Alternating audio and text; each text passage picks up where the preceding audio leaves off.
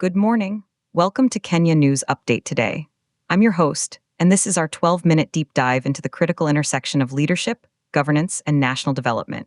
Today, we're examining a story that connects Ghana's agricultural ambitions with a stark warning for Nairobi, all through the lens of leadership. We begin with a seemingly routine meeting in Accra, Ghana. Last week, the leadership of Cashew Ghana, a civil society organization, paid a courtesy call on Dr. Andy Osei-Akra, the Chief Executive Officer of the Tree Crop Development Authority. Their goal? To advance the growth of Ghana's cashew sector through policy advocacy. This is a story about proactive, sector-specific leadership with a clear economic target. But hold that thought, because we're going to contrast it with a devastating situation much closer to home. In Nairobi, as the floodwaters recede after the heavy downpour on March 6, 2026, experts are pointing not just to extreme weather, but to a catastrophic failure of leadership and planning. The cost? Billions in damage and immeasurable human suffering. So today we ask, what defines effective leadership in the 21st century? Is it the quiet, collaborative work of building a $10 billion agricultural export industry, as in Ghana? Or is it the urgent crisis management required to fix a broken city? We'll present multiple perspectives, dive into the data, and explore what these two stories, separated by thousands of kilometers, tell us about the state of governance in our region. Our timeline today, we start with the Ghana cashew story and its global context. Then we pivot to the Nairobi flood crisis for a detailed analysis.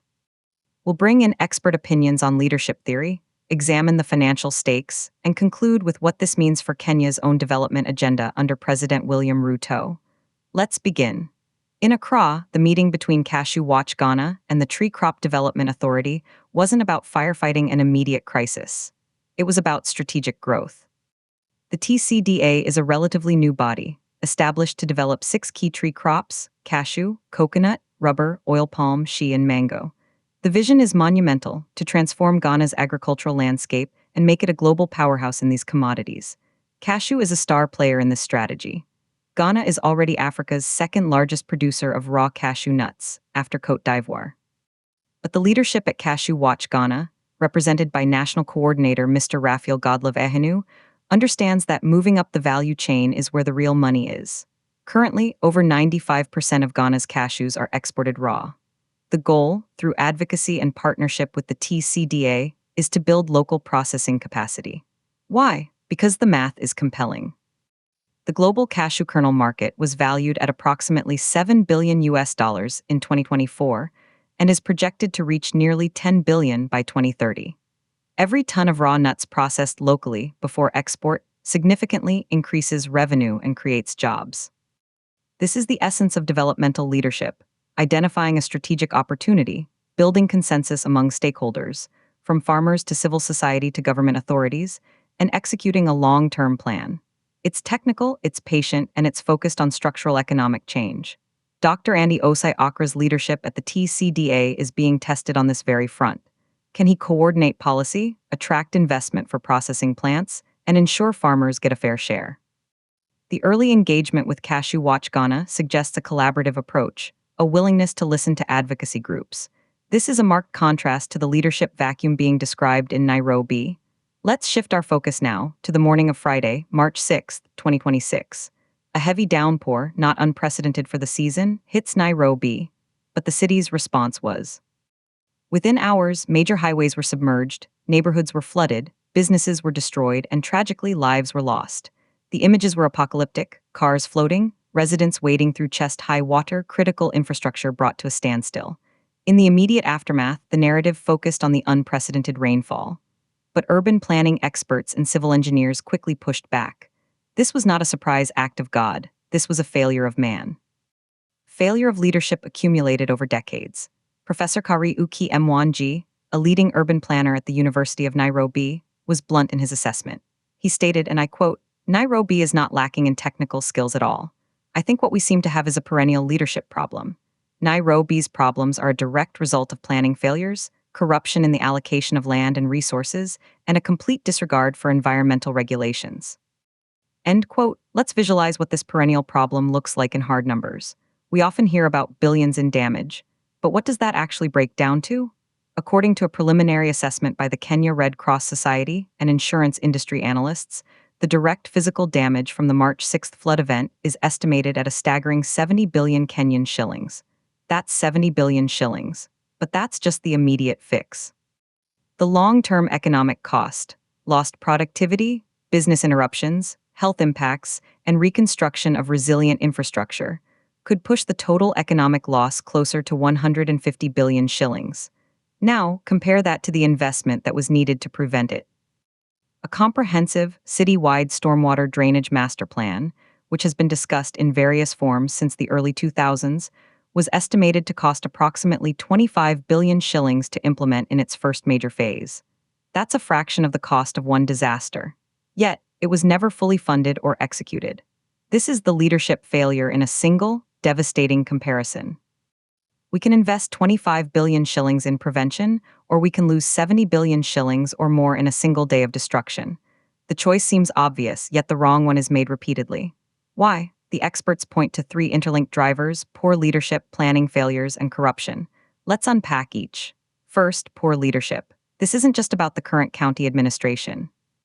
It's about a rotating cast of political leaders over 30 years who have prioritized short-term political gains and visible flagship projects over the unglamorous, underground work of fixing drains, enforcing zoning laws, and protecting wetlands. Leadership in Nairobi has been transactional, not transformational. It has been about allocating resources to loyal constituencies rather than to the city's systemic needs. There's a lack of continuity. Every new administration wants to put its own stamp on the city, often abandoning the partially completed plans of its predecessor.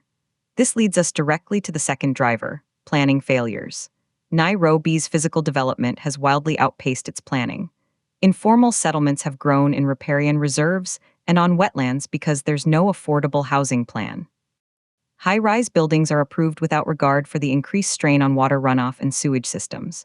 The city's natural drainage channels, the rivers and streams, have been encroached upon, polluted, and blocked. The master plans exist. The technical drawings are in filing cabinets, but the political will to implement them and to make tough decisions like relocating people from high-risk areas has been absent. This absence is often fueled by the third driver: corruption. The illegal allocation of public land, including riparian land, to private developers is an open secret. Building approvals are granted contrary to physical planning laws after facilitation. Contracts for drainage works are awarded to connected firms that do substandard work or don't complete the job. This corruption directly undermines both leadership and planning. It creates a city that is physically and financially vulnerable. So we have two models before us. In Ghana, we see a leadership model focused on building a future industry, engaging stakeholders, and chasing a $10 billion global market opportunity. In Nairobi, we see a leadership model, or lack thereof, that has failed to protect its citizens from a predictable annual threat, resulting in losses measuring in the hundreds of billions of shillings. Is this a fair comparison? One is about building prosperity, the other about preventing disaster. But at their core, both are about the fundamental duty of leadership: to steward resources and protect the well-being of the people. Let's bring in some theoretical perspective. Leadership, as defined in academic literature, is the ability of an individual, group, or organization to influence or guide others toward a goal. It's a contested term. Some Western, particularly North American, approaches often emphasize the charismatic, visionary leader, the CEO figure. European approaches might lean more toward consensus building and institutional structures. In the African context, the debate often centers on the tension between traditional, hierarchical authority and modern, democratic accountability. The case of Cashew Ghana and the TCD hints at a hybrid model. It's not just about Dr. Accra as a charismatic CEO, it's about an institution. The TCDA, created by policy to provide sustained focus. It's about civil society, Cashew Watch acting as an external advocate and watchdog. This institutionalizes leadership beyond any single individual. Nairobi's problem, conversely, appears to be a failure at every level: individual political leaders, the institutions of county governance, and the checks and balances of civil society and enforcement agencies. The leadership is fragmented, weak, and easily corrupted. Now, let's consider the financial scale in a global context.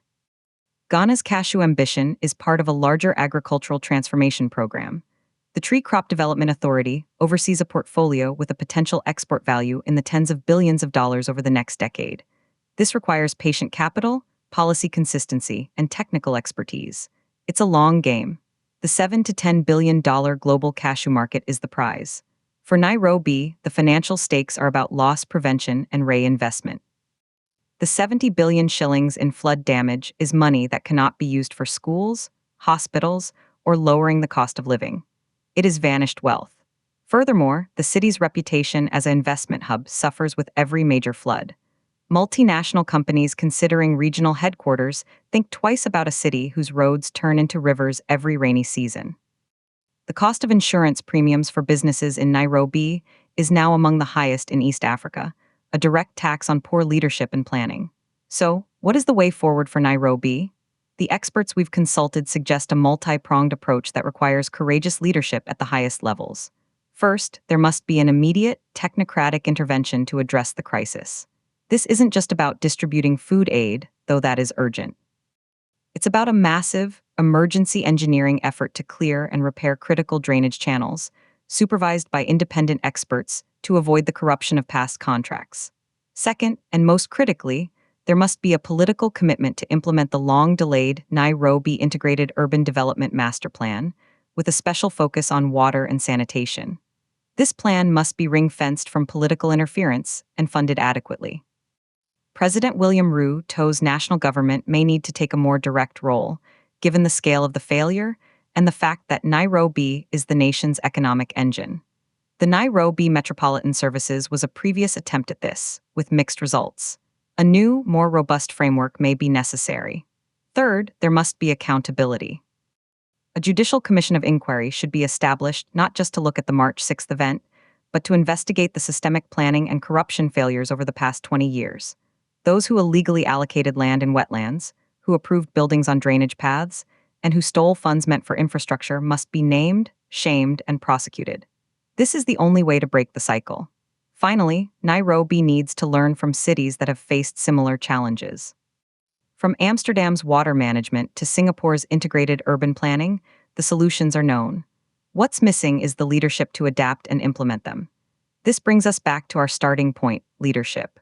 The meeting in Accra between a civil society group and a government CEO is a small but symbolic act of functional leadership.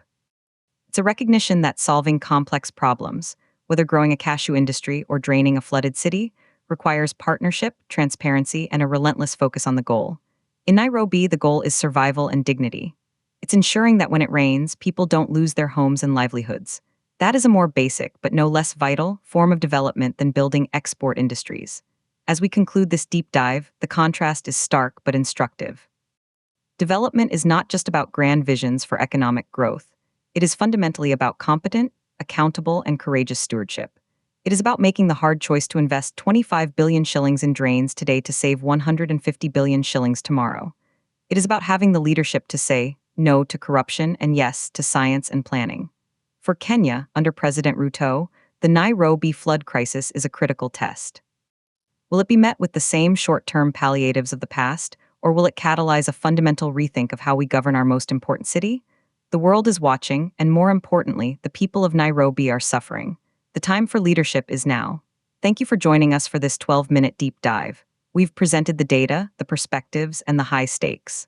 The conversation continues.